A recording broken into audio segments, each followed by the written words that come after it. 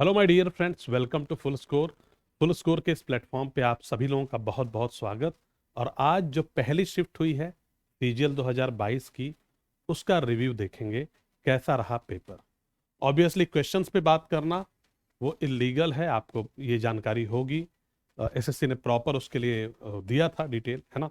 लेकिन जो पेपर हुआ है, ठीक है, उसका लेवल क्या रहा है, किस तरह का पेपर रहा है, जिससे कि आपको आइडिया मिले और आपके जो होने वाले शिफ्ट्स हैं, अगर उनमें आपके एग्जाम्स हैं, तो आप एक मोटा मोटा आइडिया ले पाएं कि किस तरह के पेपर आ रहे हैं। बिल्कुल ऑथेंटिक रिव्यू आपके लिए है। चलिए दोस्तों, शुरू करते हैं। बात करता हूं इस पे आपसे। तो जो पेपर आया है, ठीक है, अगर आपने पहले अटेम्प्ट्स दिए हैं तो ये पेपर आपको बहुत ईजी लगा होगा। ठीक है, ये पेपर आपको ईजी लगा होगा।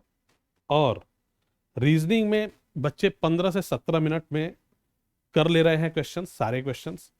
ये वो बच्चे हैं जिन्होंने पहले पेपर दिया हुआ। हो सकता है आपको थोड़ा सा और टाइम लग जाए, मतलब reasoning is doable. Statement based questions आए हैं, पेपर इजी रहा है।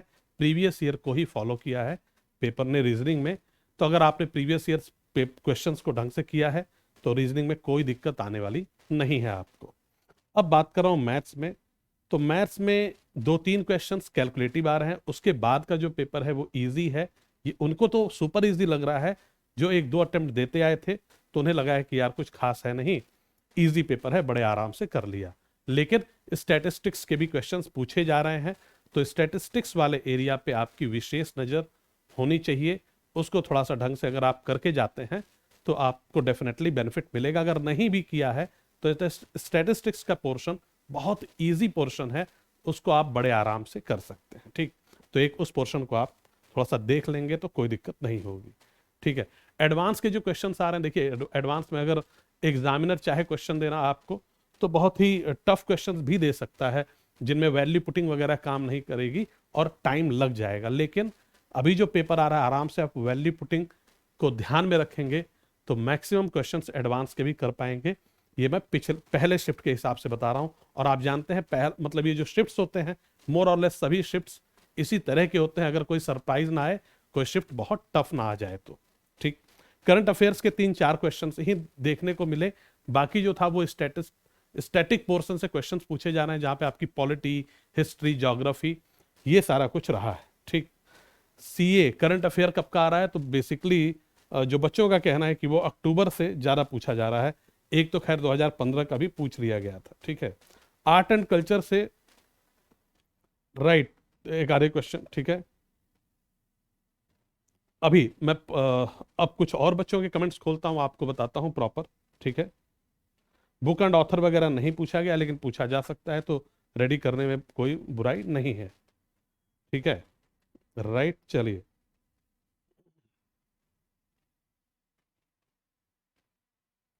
तो रीजनिंग जैसा कि मैंने आपसे बताया, same as previous year.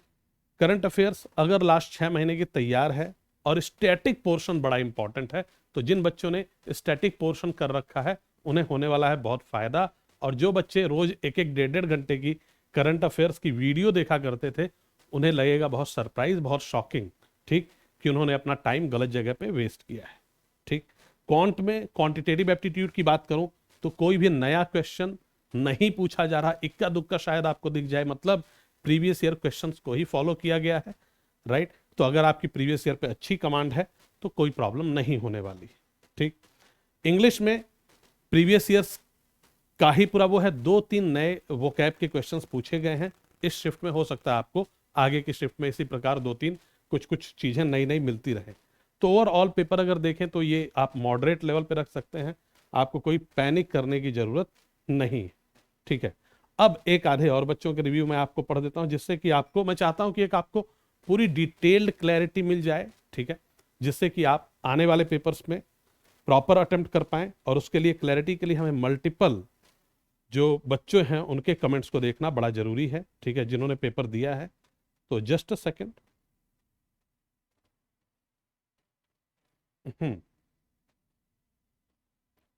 Right, अब आते हैं जरा बच्चों के कमेंट्स पे। स्टैटिस्टिक्स के क्वेश्चंस पूछे जा रहे हैं, जैसा कि मैंने आपको बताया, है ना। स्टैटिस्टिक्स के क्वेश्चंस पूछे जा रहे हैं। ठीक, पेपर इजी आया है, कोई दिक्कत नहीं है। राइट, और DI data interpretation previous year repeat हुआ है, मतलब ऑब्वियसली उसी पैटर्न पे है, कोई दिक्कत नहीं है। ठीक। अक्टूबर की करंट अफेयर्स ज्यादा पूछी गई है, बच्चों का कहना है। ओके। करंट अफेयर्स जो मार्च टू अक्टूबर इतनी ही है। स्टैटिक में माउंटेन्स वगैरह, डैम्स वगैरह भी पूछे गए हैं, तो उनका आपको थोड़ा सा ध्यान रखना है। और मैथ्स कुछ बच्चों का कहना है कि CGL 2021 से थोड़ी टफ है, राइट। DI के क्वेश्चन, सॉरी DI में नहीं पूछी गई है, DI नहीं थी।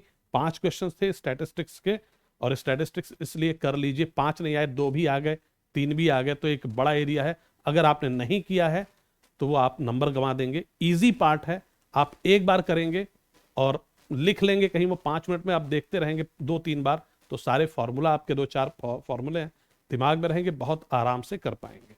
ठीक है। और जैसे कुछ अवार्ड्स हैं, जैसे आपका नोबेल अवार्ड हो गया, मैं बुकर प्राइज है, इन चीज़ों को भी थोड़ा सा ध्यान रखिएगा, जो इजीली मतलब आपको याद रहते हैं वो अवार्ड्स एटलीस्ट, क्योंकि कुछ क्वेश्चंस इस पे भी पूछे गए हैं। ठीक। राइट। तो मुझे लगता है कि मैंने आपको एनफ जानकारी दे दी है दोस्तों। ठीक है। राइट। और इसको यहीं पे ख़त्म करते हैं, मिलेंगे फिर नेक्स्ट जो शिफ्ट है आपकी उसके बाद, ताकि आपको आइडिया लगता रहे कि क्या चेंजेस आ रहे हैं, क्या प्रॉबिलिटी भी पूछी जा रही है, किस तरह से पेपर मूव कर रहा है। ठीक है।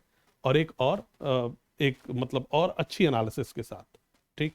सो I am ending it here. Thank you everyone, and we'll be meeting again. Thank you. Have a nice day. Bye. And keep studying, keep preparing.